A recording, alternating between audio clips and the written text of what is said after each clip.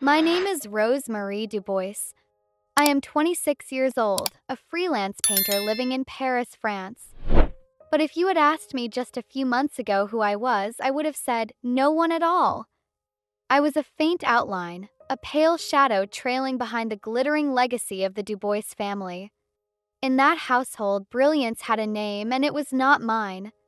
Claire, my older sister by 4 years, embodied everything my parents prized. 30, she was already a gifted attorney with a reputation for sharp arguments and flawless victories. To my parents, she was their living masterpiece. Isabelle, an acclaimed art critic known for her uncompromising reviews, and André, the distinguished owner of a celebrated art gallery in the heart of Paris. Together they built a world of prestige, a world where Claire shone at the center. And me? I was the smudge on the canvas, the stray stroke that disrupted their perfect composition. I had spent my whole life trying to be worthy of their gaze, to earn even a flicker of the warmth they poured so effortlessly on her. But on the night before Claire's wedding, everything shattered. I decided to disappear, not to punish them, but to rescue myself. If you're still listening, we want to sincerely thank you for spending your time with us. Truly means a lot. We'd love to know, where in the world are you watching from? Drop your country in the comments and let's see how far this message has reached. If you haven't subscribed to the channel yet, I highly recommend doing it now so you won't miss any of our upcoming stories. These aren't just ordinary stories. They're filled with meaningful life lessons that can inspire, teach, and stay with you long after the video ends. Hit that subscribe button and join our growing community. From as early as I can remember, I knew I didn't truly belong in that house. Our home stood on a quiet, cobbled street in Paris's 7th arrondissement, a stately building with soaring windows and wrought iron balconies spilling over with flowers.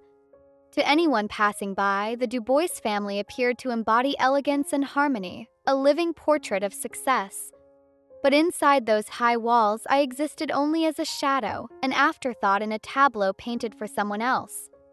Claire had always been the center of everything. She excelled at school, collected prizes like rare coins, and stood at the top of every competition she entered. Dinner, my mother, Isabelle, would recount Claire's achievements as though she were describing a rising star, her eyes alight with admiration. My father, André, would nod gravely, his voice deep and sure. Claire is everything we've ever dreamed of. Those words became a refrain in our household, echoing in my head long after the plates were cleared away. And me? I was the child crouched in a corner, scribbling colors onto cheap sketch paper, dreaming of the day my mother might hang one of my paintings on the wall instead of tucking it away in storage. At 8 years old, I thought that day had finally come. I had poured weeks of effort into a watercolor of a garden full of sunflowers, each petal painted with trembling care. When I won first prize in the school art contest, I clutched the certificate to my chest as if it were proof of my existence. I still remember my hand shaking as I handed it to my mother, waiting for her smile, her pride, perhaps even her embrace. Isabelle glanced at it briefly and murmured, "It's cute, but your work still feels immature." Before I could absorb the sting of her words, she turned to tell yet another story about Claire's latest award in law, as if my small victory were hardly worth the breath it took to mention. My father, trying to soften the moment, laid a heavy hand on my shoulder and said quietly, "Come now, Rose, don't make a fuss." That was the pattern of my childhood. My mother's words cut like fine knives, precise, elegant, wounding. My father's silence wrapped itself around me like a cold blanket, a comfort that wasn't comfort at all. In some ways, his quiet hurt more than her criticism, told me that I was not even important enough to defend. Looking back, I realize how deeply those moments shaped me. The beautiful house on the old street, the glittering image of a perfect family, all of it was a frame built for someone else's portrait. I was just the smudge in the corner, trying to color myself into their picture, hoping one day to be seen. As I grew older, I learned to stop trying to shine. Why compete when the winner had already been chosen? The moment I understood that, a kind of quiet resignation settled over me. I let go of my dream of becoming a celebrated painter, the kind whose exhibitions drew crowds and headlines. Instead, I shifted into freelance work, painting advertising illustrations and designing layouts for small companies that could barely afford me. It wasn't glamorous, but it kept me afloat. Somewhere inside, I still clung to a fragile hope. If I was good, reliable, and useful, maybe, just maybe, my mother would one day look at me the way she looked at Claire. But that day never came. I remained the unnecessary child, the extra brushstroke in someone else's painting. When Claire announced her engagement to Philippe, a wealthy and accomplished businessman, I felt a flicker of opportunity. Her wedding was to be held at a centuries-old château in the Loire Valley, a lavish event Parisian society would whisper about for months. If I could make her wedding unforgettable, perfect even, perhaps my parents would finally say, "Well done, Rose." I threw myself into the preparations with a devotion that surprised even me. For weeks, I worked late into the night, painting a series of decorative panels for the reception hall. Each one told a fragment of Claire and Philippe's love story, rendered in a style inspired by classical European art, delicate brushwork, muted tones, gilded edges. I designed the invitations myself, elegant cream stock embossed with swirling gold letters, and I negotiated with florists to create floral arrangements that would echo the chateau's old-world romance. I even dipped into my savings to buy Claire a gift, a vintage pearl necklace I'd found in a tiny shop on the left bank. I pictured her wearing it on the big day, the soft sheen of the pearls catching the light as she walked down the aisle. It wasn't just a gift, it was a plea, a silent hope that she might see me as more than a convenient pair of hands. But my mother was never satisfied. She flipped through the menu options I had chosen, her manicured fingers pausing on each page as a faint crease appeared between her brows. "It's acceptable," she murmured at last, "but Claire will pick something more refined." She didn't even look at me when she said it. My father didn't look up from his ledger either. Numbers and obligations seemed to hold more of his attention than I ever could. "Don't mess this up, Rose," he muttered, his voice low and mechanical. "Claire deserves perfection." And Claire herself? She was scarcely present at all.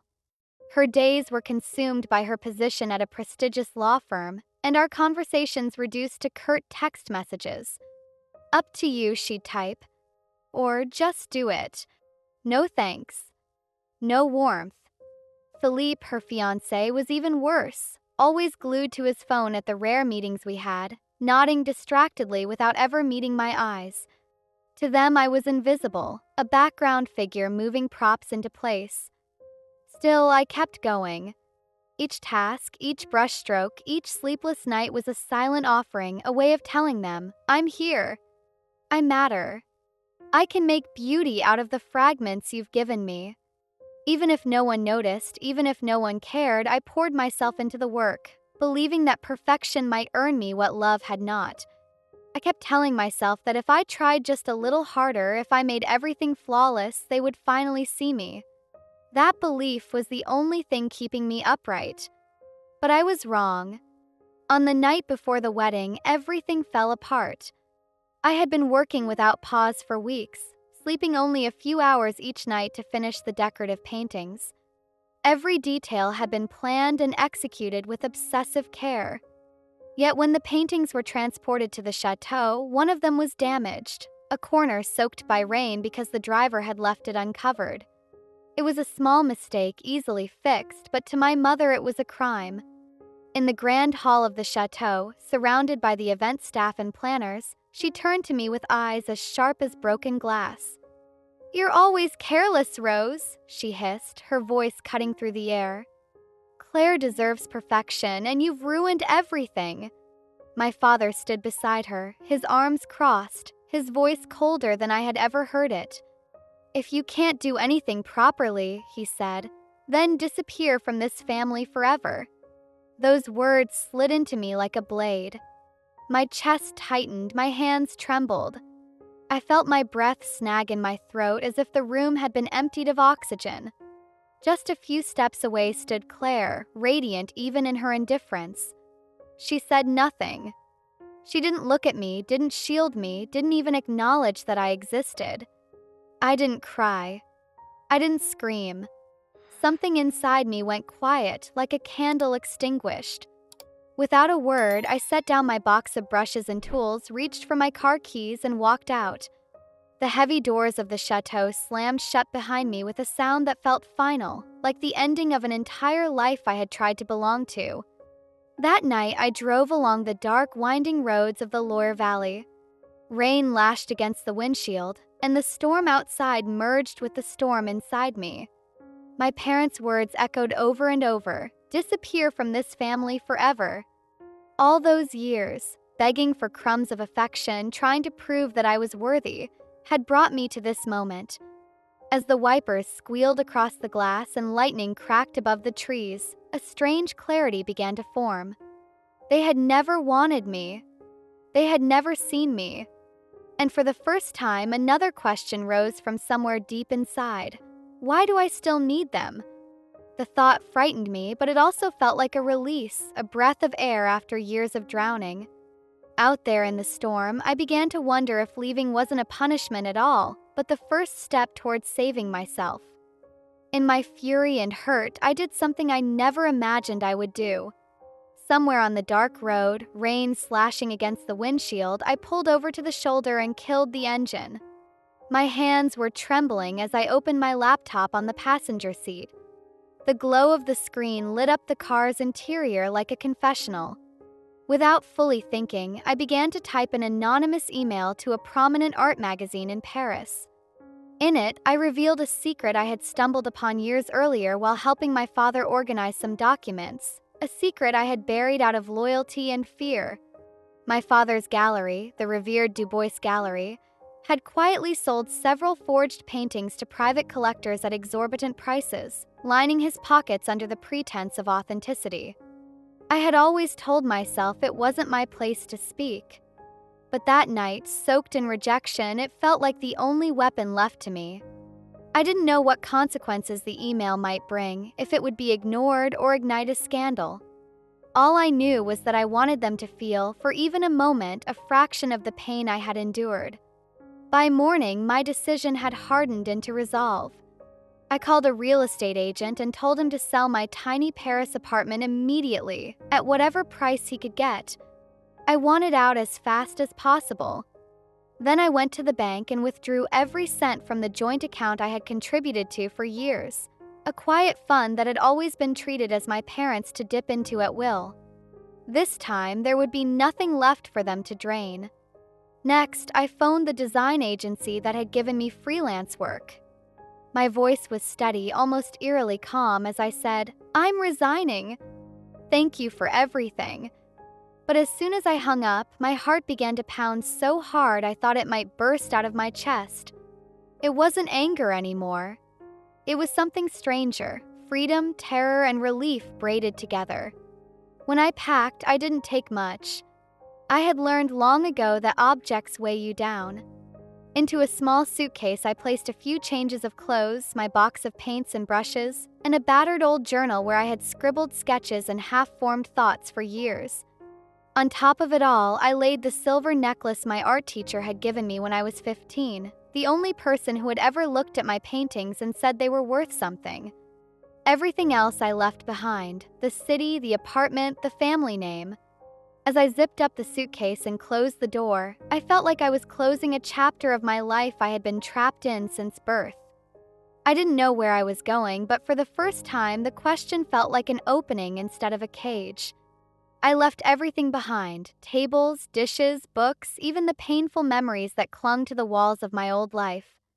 With 2 suitcases packed into the trunk of my car, I set off without a map, without a plan, only a desperate certainty that I needed to get far away. Far from Paris. Far from the Dubois name. Far from the version of myself that had always been begging at the edges of someone else's story. The road stretched on endlessly. I drove past the vineyards of France, their rows of vines shimmering under the pale sun, and wound my way through the rolling green hills of Tuscany, where the air smelled of earth and olives. I kept driving, as if distance itself could peel away the years of silence and rejection. Days blurred together until, almost by accident, I found myself in Sorrento, a sun-drenched coastal town on the cliffs of southern Italy. The air here tasted of salt and lemons. The stone-paved streets twisted down toward the Mediterranean, where the water shimmered like polished glass. Something about the place felt like an invitation, as if it had been waiting for me all along. So I stopped. I rented a small apartment overlooking the sea. It wasn't perfect. The wooden floorboards creaked with every step, the faucet dripped steadily into the sink, and the windows jammed stubbornly in the humid air. But it was mine. For the first time in my life, silence didn't feel like punishment. It felt like freedom. I signed the lease under a new name, Marie Rossi. I borrowed my middle name and paired it with a common Italian surname, erecting a shield between the woman I had been and the one I wanted to become. With that name, I could breathe. I could exist without expectation, without comparison. To survive, I began taking freelance work wherever I could find it. In Sorrento, that meant painting murals for restaurants and small hotels. My hands, once guided by desperation to impress my family, now moved with a gentler purpose. Each brushstroke became a quiet affirmation: you are worthy. Your art has value, even if no one at home ever believed it. The work wasn't glamorous, but it sustained me, and more importantly, it began to heal me. One morning, I walked into a pastry shop called La Dolce Vita, drawn by the scent of sugar and warm bread drifting into the street. Behind the counter stood Elena Rossi, the owner. She was a woman in her 40s with dark hair pinned loosely and a smile that radiated warmth like sunlight. She handed me a steaming cup of coffee and tilted her head. "New face?" she asked in Italian, her voice kind. Sorrento is a wonderful place to begin again. Her words, simple as they were, caught in my throat. I wasn't used to strangers offering kindness with no strings attached. My eyes burned, though I managed a small nod and a whispered thank you. In that moment, something shifted. The town, with its narrow streets, citrus groves, and ever-changing sea, began to feel less like a stop along the road and more like a home. Day by day, as I painted walls and drank coffee at Elena's shop, as I walked the cliffs at dusk and breathed the salt-heavy air, I felt the old version of myself loosening its grip. Sorrento was not Paris. It was not the Dubois family. It was mine. And slowly, almost imperceptibly, it was becoming home. I began to paint again, not for anyone else, not for applause, not even for recognition, but for myself.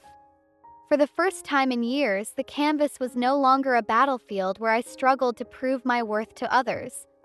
It became my refuge. Each stroke of the brush carried pieces of me, my hidden grief, my fragile hopes, and my slow but determined journey toward reclaiming who I truly was. The walls of my small apartment in Paris soon bloomed with color. I painted in silence, often late into the night, when the city outside hummed softly like a living creature. My paintings spoke a language that words had long failed me. They carried memories of neglected childhood evenings, dreams of freedom I once buried, and the scars of love denied. Elena, my neighbor and an independent art consultant, happened upon me one afternoon while I was working on a mural for a little restaurant around the corner. She watched quietly as I layered light over shadow, pain over healing. When I stepped back, brush still dripping, she said with unshakable certainty, "You have talent, Marie. Don't hide it. People need to see this." I laughed, though uneasily. Her words felt too generous, too dangerous to believe. But somewhere deep inside, something small flickered, a thought I had long suppressed. Perhaps my art deserved to live beyond the safety of my own walls. Perhaps I deserved to live beyond them too. That fragile idea of a bold exhibition began to take root. Yet the past, like a shadow, was never content to let me go quietly. One evening, my phone buzzed with a notification from a Parisian art forum. Against my better judgment, I clicked. The name glared back at me, Isabelle Dubois. My mother. She had posted a long, venomous message accusing me of stealing money from the family and deliberately sabotaging Claire's wedding. I stared at the words, my chest tightening. Within hours, the post had spread across networks, drawing an avalanche of cruel comments from strangers who knew nothing of me but were quick to judge. Words like thief, ungrateful, and failure cut across my screen, each one striking deeper than the last. André, my father, had added his voice. "We trusted her," he wrote, "and she betrayed us." It was the final confirmation that I had truly been cast out of the Dubois circle. Claire did not come to my defense. Instead, she sent me a private email. "You didn't need to abandon the family like this. I'm sorry for how things have turned out." Her apology, wrapped in veiled accusation, felt less like compassion and more like a carefully measured attempt to preserve her own image. I refused to drown in their lies. I contacted my lawyer, who confirmed what I already knew. The joint family account was intact. Not a single euro had been stolen. The only withdrawals were from my mother's medical bills. But there was more. My lawyer revealed that Isabelle had attempted to siphon off thousands of euros for Claire's wedding. I had blocked the transfer just in time. Truth was on my side, yet truth is rarely louder than scandal. In the Paris art world, where reputation is currency, my name was already smeared beyond repair. Days later, another message came. This time, a text from Isabelle herself. "I am in the hospital. Come back." For a heartbeat, I faltered. No matter the years of cruelty, the child in me still longed to respond, to rush to her side and hope for the affection I had always chased. But before I could act, my phone rang. It was my mother's personal physician. His tone was calm, professional. "She is stable. No physical danger. It's mostly emotional strain. A trick. A performance designed to lure me back." My heart hardened. But what truly shattered me came days later, in an unexpected email exchange with my old art teacher, Madame Fournier. She remembered me fondly, asked how I was doing, and then, almost casually, mentioned something that changed everything. "When you were 15, she wrote, "your painting was chosen for the national exhibition. But Isabelle insisted it was withdrawn. She said it wasn't up to standard, that it would only embarrass the family." I never believed her, but I had no choice but to comply. I stared at the screen, unable to breathe. All those years, I thought I had failed. I thought my work truly wasn't good enough. Yet here was the truth. I had been deliberately silenced, deliberately erased, because my mother could not bear the thought of her younger daughter overshadowing Claire. It wasn't neglect. It was sabotage.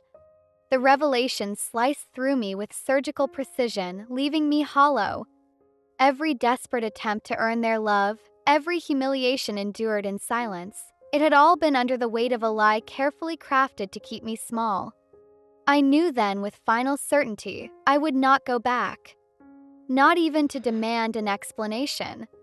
Their world was built on illusions, and I was finally stepping out of it. Instead, I poured all of myself into a secret plan. With Elena's encouragement, I began preparing an exhibition in Sorrento, Italy under a new name, Marie Rossi. I painted as though my life depended on it because in many ways it did. My canvases became testimony. They told of abandonment, of silenced dreams, of the quiet resilience that grows in darkness.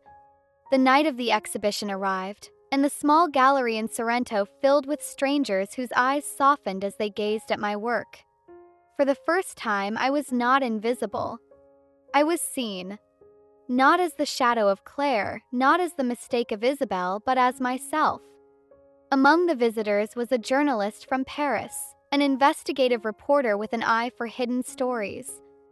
He lingered at my canvases, asked me cautious questions, and soon connected the dots between Marie Rossi and the Dubois family. Weeks later, his article exploded across French media. But it wasn't about me. It was about them. Through leads and hints, including anonymous emails I had once sent in desperation, he uncovered a web of forgery and fraud tied to my father's gallery.